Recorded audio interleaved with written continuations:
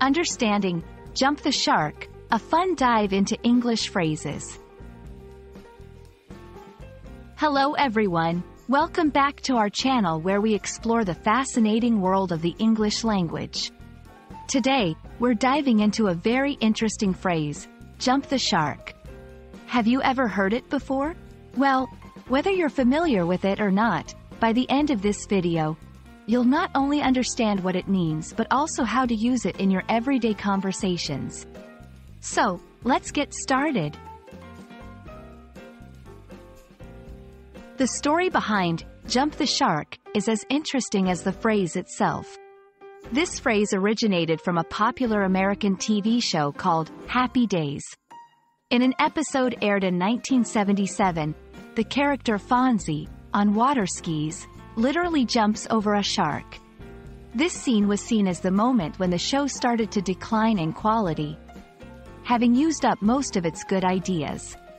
Therefore, jump the shark came to mean a turning point where something begins to decline, especially in terms of quality and creativity. Now, how do we use this phrase in everyday language?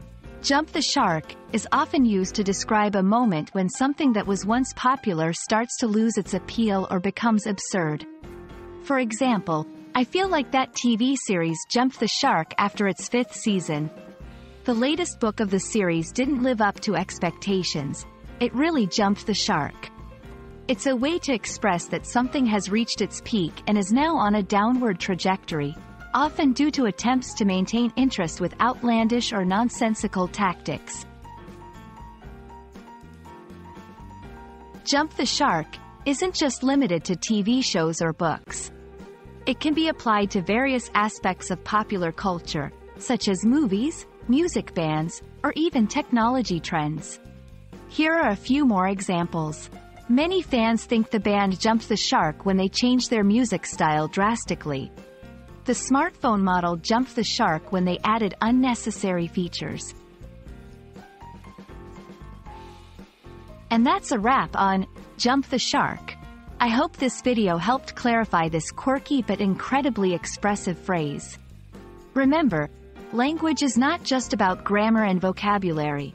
It's also about these colorful expressions that make conversations more vibrant.